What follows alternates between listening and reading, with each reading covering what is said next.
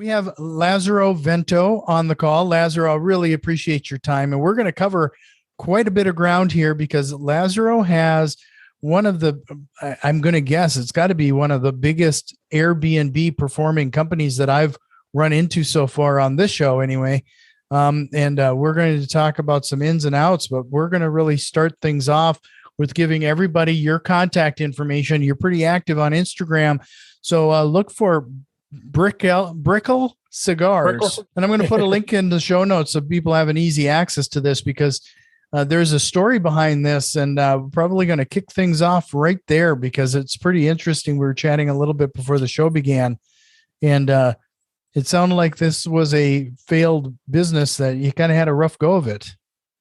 Yeah, when I was 23, I started working for Rolls-Royce of North America, like I told you, and that's a real corporate type job. I was a young guy from not the best upbringing, and I got kind of lucky to get this one job. Somebody had actually passed away, and they put out an ad, and I had kind of like what they were looking for at that moment, which was they were looking for a younger person that spoke Spanish that was trainable. And it's basically all they wanted. And you had to be able to wear the suit, and they wanted somebody that could present well. And I was the guy they wanted, and they wound up spending money and training me, and I had a successful go at it. With Rolls-Royce and with BMW, became number 3 salesperson in the world as far as BMW sales, like number 8 in Rolls-Royce sales in the world. And it was a good life. I mean, to make $400,000 a year, to be a young guy in Miami, I couldn't complain. But, once I got into my 30s, I started getting kind of disillusioned with the reality of it that, I was probably going to do that for another 30 years. And, maybe work there till the day I die, like the rest of the guys that were working with me. So I started reading books, and like one of the books I read was The 4-Hour Workweek by Timothy Ferriss. And you got it sitting right back there. Well, yeah, on the very left side there. Well, that book actually kind of people thought it gave me like a nervous breakdown or something because, that part in the book when they say, talks about, well, what's like the worst nightmare, like living out your worst nightmare. What's the worst that could happen? And, I kept thinking about it, and I'm like, well, like that lawyer story in the book, I could always go back to this job is what I thought. So, or somebody will hire me. I have a good resume. So I decided, I'm just going to quit my job. And I didn't know what I was going to do really. But I used to I still do. I like smoking cigars. And I said, well, maybe I'll open a cigar company, and maybe that'll be something where it'll give me some freedom and I don't have to be here. So I opened this cigar business without much knowledge of how the cigar industry works, other than the fact that I like smoking cigars. And I had some success before opening the cigar shop. I had some success because I did online sales for Rolls-Royce, and I started like an online humidor store, and we started doing really well with that. So that's one of the reasons why I quit my job, thinking, well, having a cigar store should be just as profitable, if not more. and we opened this place up, and it was an expensive build out. And long story short, in 2.5 years, I went through my life savings, and I wound up evicted from my house. All my cars got repossessed, and I lost everything because of this cigar shop.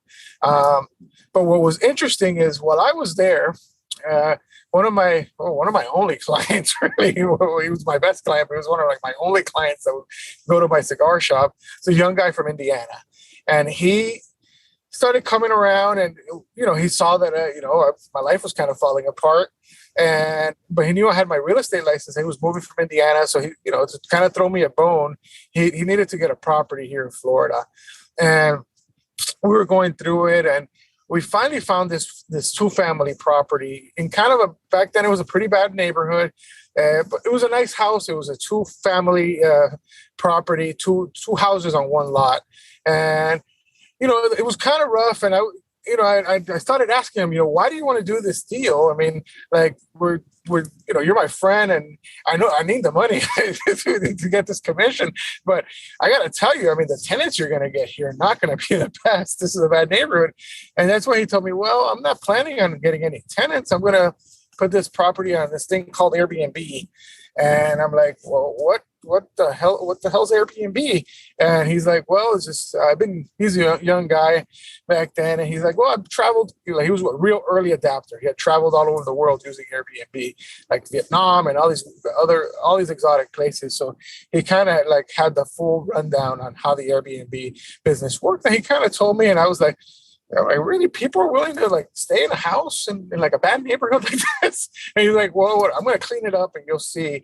And that kind of resonated with me. And I did a little research, and I remember I did a quick Google search after talking to him, and I find this guy in New York.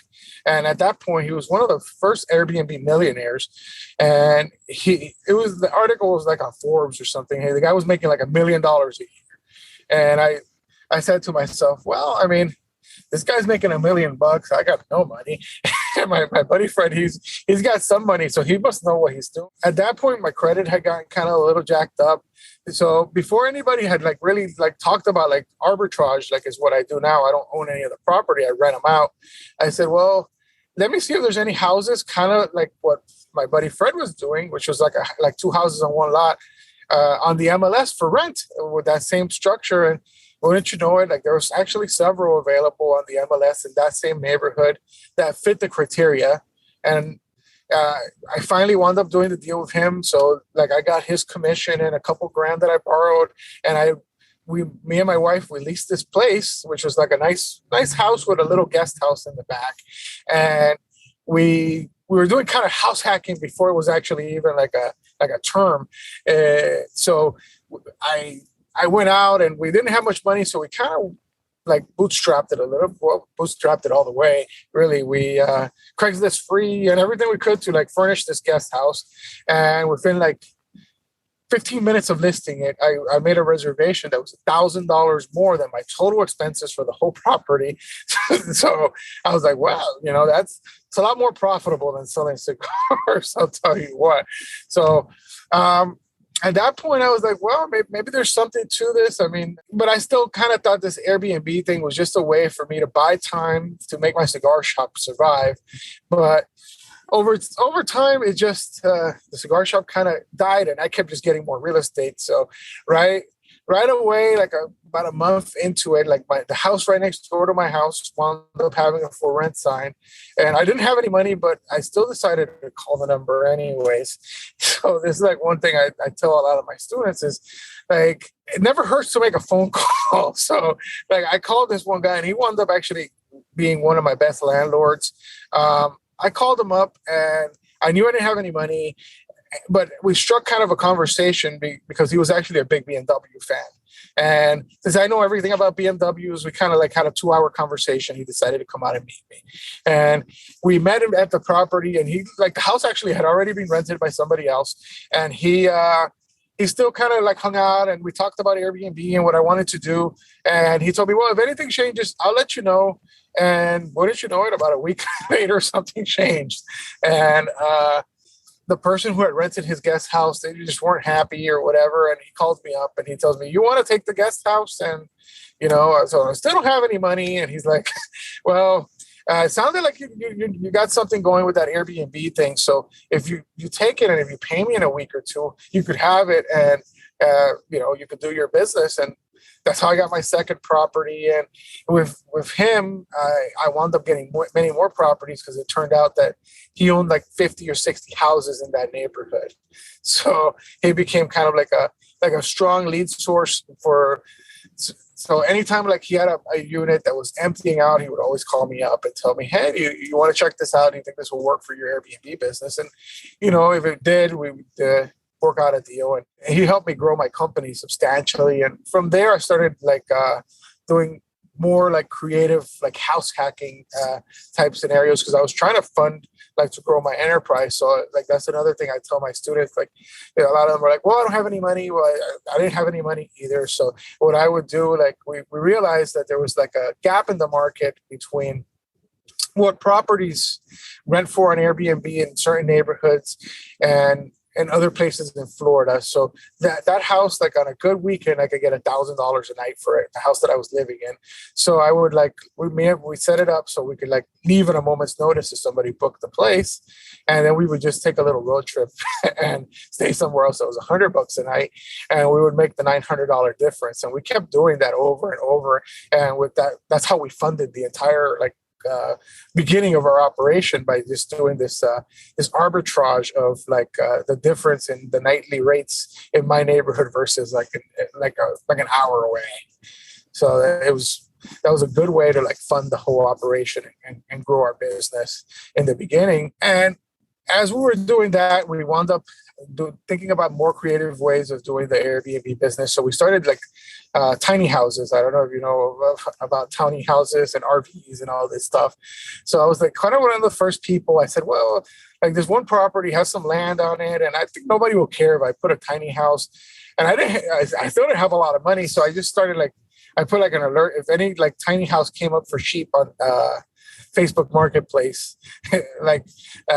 It'll pop up. And one day, one did, and it was like $6,000 or $7,000, which was a substantial bargain since those things usually cost like 40 grand. And it had turned out like this lady she's a fairly famous actress had bought like an investment property in Hollywood, Florida, and this thing was just sitting there, and she didn't really know what to do with it. And when I showed up, I basically told her, you know, I called her. It was a little bit beat up, but I knew between me and a few friends, we could kind of make it work for Airbnb. So, you know, I told her, you know, I'll give you $1,500. That's all I have. And she was like, all right, as long as you can get it out of here. And we put this thing on the $100 investment.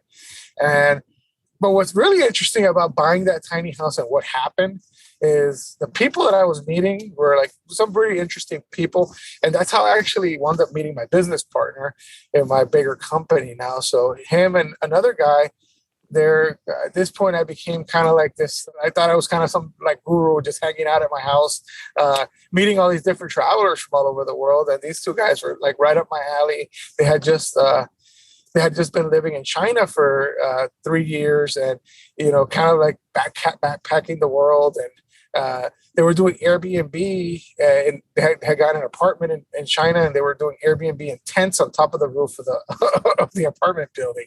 So these guys were right up my alley, and they showed up and they rented my tiny house the day they came from China, and we kind of struck a relationship right there. And one of them had gotten his real estate license somehow. And I'm like, well, I need somebody to represent me. And I think you'd be the perfect person to help me. Like, I want to scale my company and I want to get more apartments. At that point, I already had like a little bit of a war chest to get more apartments. And he was like, well, I want to do Airbnb too. And I'm like, well, why don't we just like, you'll act like my realtor and we'll just go out and take these deals down. I have like a plan. And I had found this one building that had a bunch of apartments that nobody was like, very few people were taking advantage of the gap in the market there.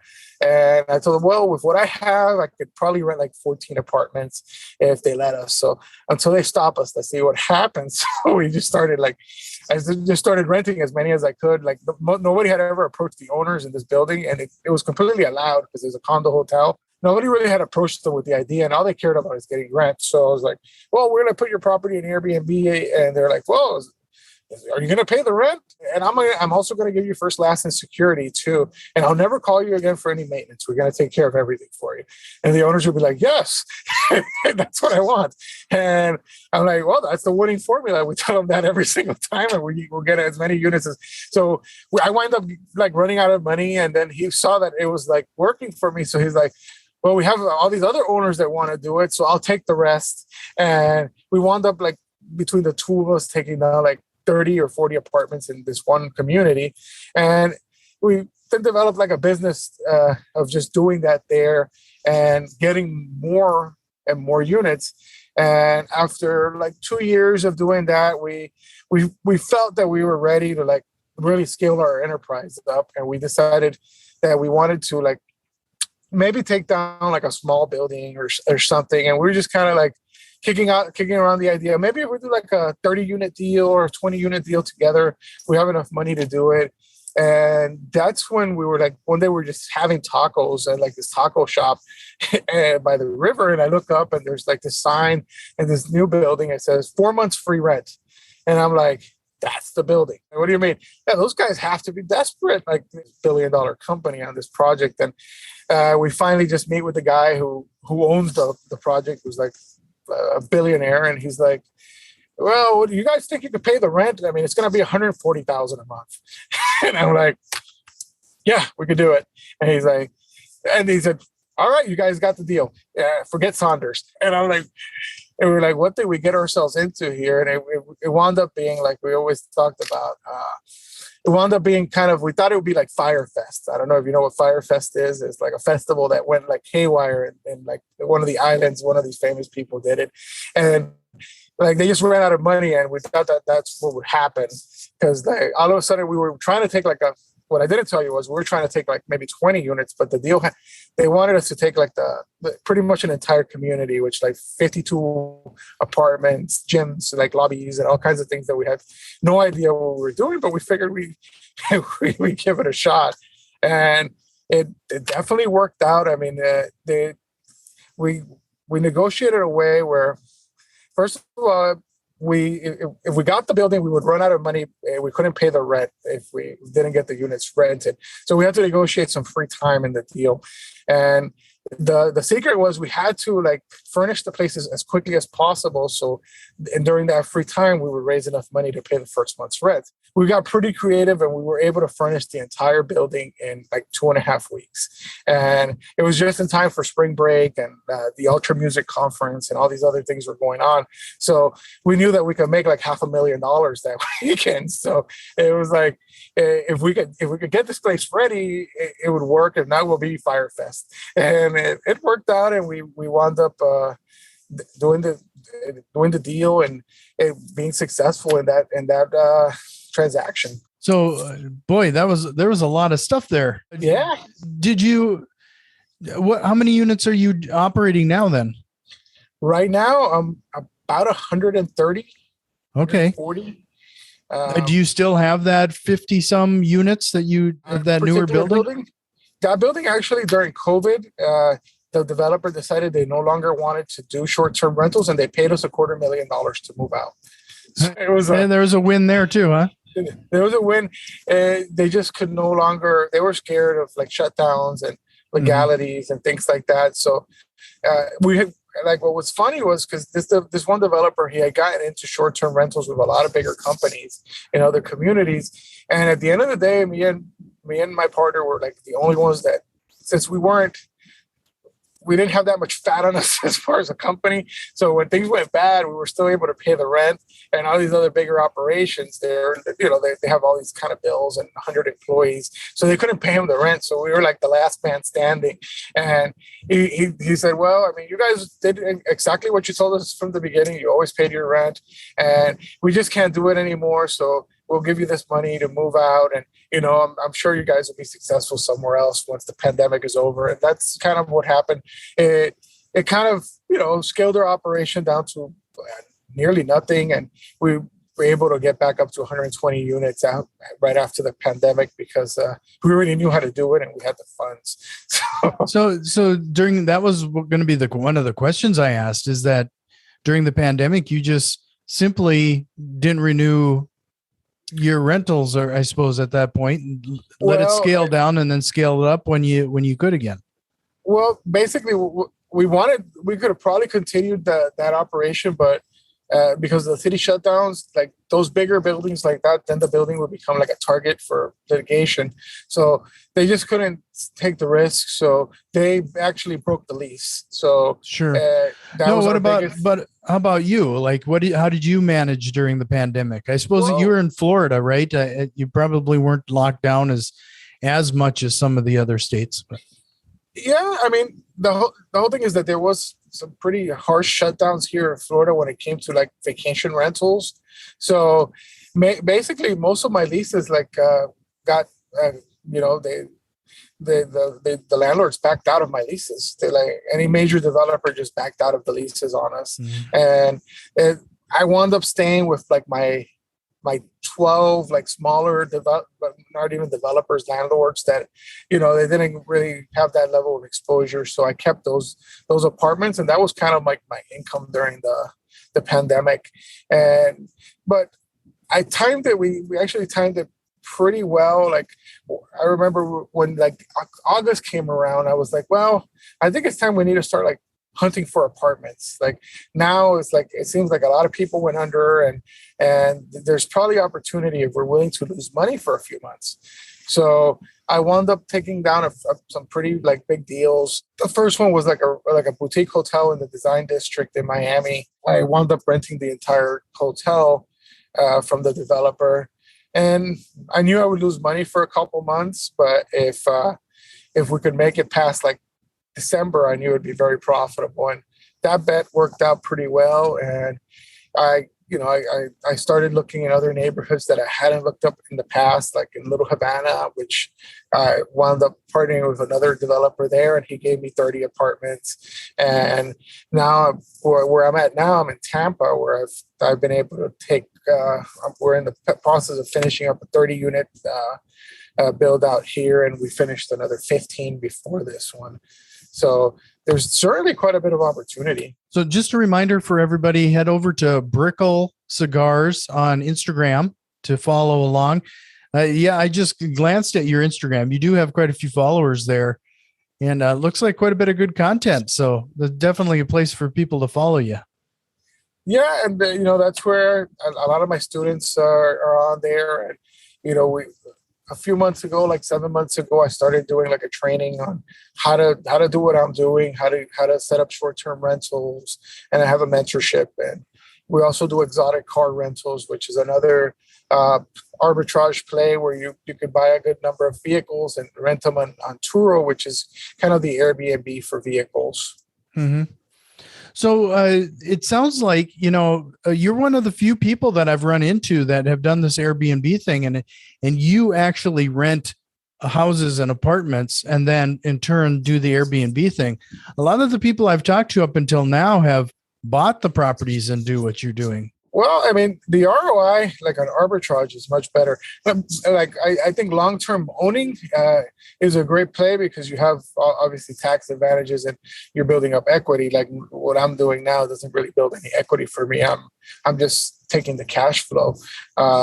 So there is something to be said about owning the property. And now we're starting to buy some of them, but we're still mainly arbitrage because I couldn't go out and buy a $30 million building, and basically that's what we wind up doing is taking like a $30 million asset, and like we took 15 units in Tampa, which if we bought that 15 units on the low end, that would be $9 million, and basically I think all we had to give the building was 15 grand or something to take possession.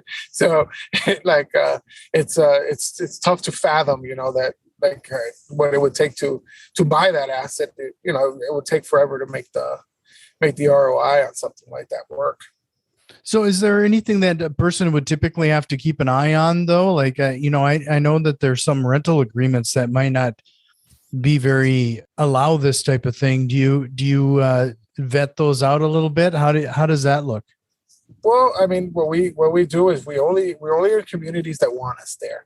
So when I get to a community, it's pretty easy to Google me and know what I'm into. So like I let them know right up front. Look, we do short-term rentals, and we work with the development. Let's say this development only wants, they'll do short-term, but they only want like they don't do anything under 30 days. That's still short-term.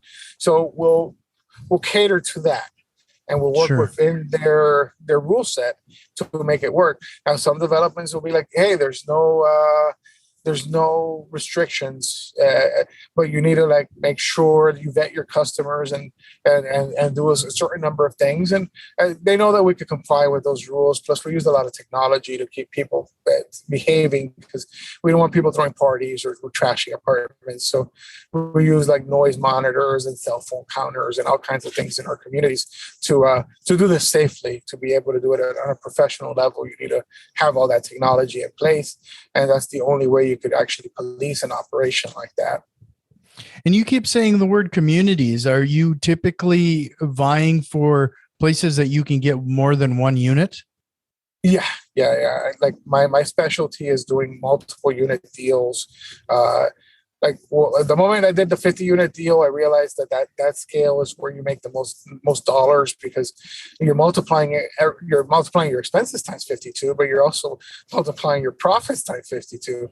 So once you learn how that formula works and how to put those deals together, I try to take down like bigger deals. A small deal is maybe like a 10 unit, and like a really big deal is like 30 plus. Those are the type of deals we're looking for the most part. Sure.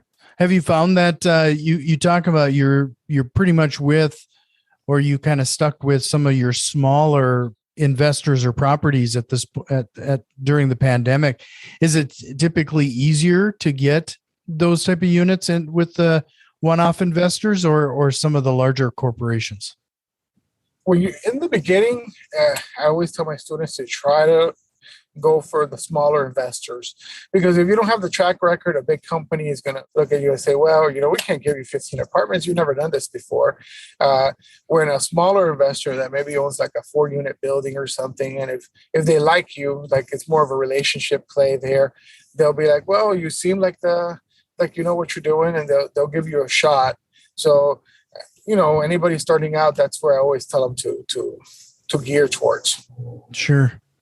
So you like I mentioned before, you use the word communities a lot. Is there some other things outside of furnishing the apartments to make it feel like a community that you're trying to foster and attract people? When we talk about communities, we talk about like the way we run a whole entire business. When you have a community, you have an office there, you have your staff there, and that's how you actually grow around that, and you're able to control the whole operation. So that's why communities are always best if you're trying to do like a scalable business like this.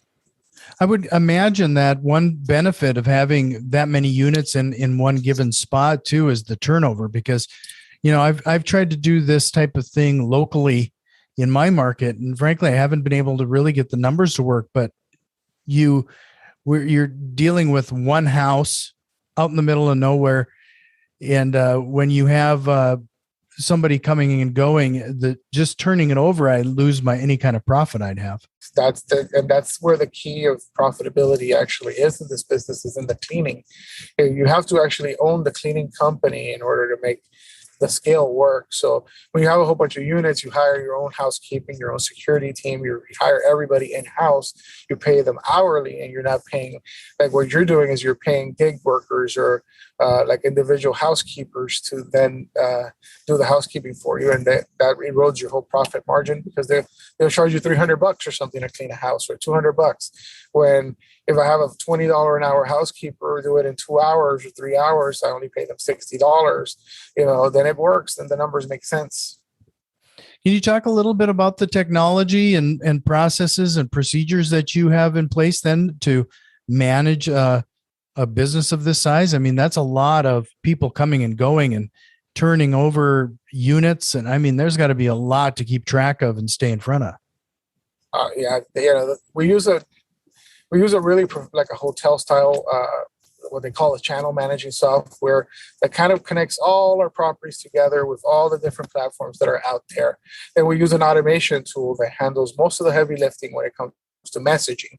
And then basically the humans are only like fielding like one-off requests, So if you're using a tool that like, there's common questions that people always ask, and the automation tool could answer them, like, what's the Wi-Fi? And it knows, it reads it from the listing and just shoots it out. Or where's my parking space? That's like, So then like people are only handling just the one-off requests. Sure. So you said you have like 120, 130 units right now. How many people do you have working to maintain this? It's mainly housekeeping staff. Like, just so you know, we're a family business. So me, my wife, my son, we like my son does customer service. My wife handles like our housekeeping team, and I handle acquisitions. So, and after that, like we just have like 12 housekeepers working for us, doing cleaning. Sure. Yeah, this is always really interesting. Like, so if somebody was interested in getting into Airbnb and using the same process that you're suggesting today, where would you suggest they start? I mean, there's a lot of information online. I mean, I would first see if that's some, like, research your market, see what, like, the very best thing to look at is Airbnb. Like, you go on Airbnb, see if your market is a place where you could target those type of returns, and you'll be able to see that because the host around you will have a lot of bookings on their calendar, and it's easy enough to tell. That's the first place to look, and then I will go on YouTube or Instagram. Maybe go on my Instagram, and we're always talking about the different steps. The key to do it is the furnishing it in an affordable manner that looks good and appealing to the mass appeal of customers. Sure. Well, I told you I was only going to maybe take about a half hour of your time here today. So I really appreciate your time. With that being said, is there a question or a topic that you wish we would have covered here yet today? Well, I think we covered mostly everything. I mean, I think I wish we would have talked more about the vehicles. I mean, I think that's well, yeah, that is. I guess I don't typically talk about them because, frankly, it's a topic I really don't know a lot about. And then the other thing is that it's not real estate, but the vehicles is kind of an interesting play. And are they mostly luxury vehicles? They are mostly luxury vehicles, and the great thing about it is we partner it up so with our Airbnb business. So a lot of our guests are renting a car along with their stay, so it helps our profit margin, and it's also a convenient way for guests to have a car waiting for them when they rent an Airbnb, which is something kind of unique in the marketplace. Is just to be able to offer that to people. So when you say luxury cars, what type of cars are you typically? Is it the BMWs and the Rolls Royces, or is it a little bit of everything? We have Audis. I have a Ferrari. I have two G-Wagons and a bunch of Jeeps. People really love Jeeps in Miami for sure. Oh, sure. So do you have to turn those over just like an apartment, clean them and every time, like when somebody's done with them? Pretty much kind of the same thing. And, the same way I set up a staff for my housekeeping, I set up a vehicle staff. So they operate the same way. So I have, I don't have much involvement in, the day-to-day operations of the cars. And it's a great way to own it's another arbitrage of owning like luxury cars and having somebody else pay for them. Yeah, that is an interesting concept. I mean, I kind of, it was on my radar. It's something I knew about, but I didn't realize that somebody made it a part of the business. And it kind of does make sense to pair it with the Airbnb thing. It's worked out pretty well, and gives me a chance to drive some pretty nice cars. And, like even the months when I don't make a lot of money, I still get to drive a nice car. So I don't feel too bad about it. So is that what you're in right now? This is one of my G-Wagons. So, well, I really appreciate your time. Again, you can find him and follow him at Brickell Cigars on Instagram. I'll make sure to have that link in the show notes. Yeah, but the company is Happy Travels Miami, and you probably can find Lazaro on Airbnb. I'm sure you can find you on that. Is it under Happy Travels Miami? I have a few accounts on Airbnb, so if you go on my on Brickell Cigars on Instagram, the link for my Airbnb accounts is there in my link tree. You can see all my properties, and we'll gladly rent you some. So if people wanted to learn how to do this, you've mentioned your students a few times. Is that where through Instagram the best way to reach out to you to maybe get some help? Yeah. If you go to Instagram, you'll be able to see all my different courses and different masterminds and different things that we offer for our students. Well, I really appreciate your time. This was great, and I hope you'll join me again sometime. All right. It was a pleasure. Bye.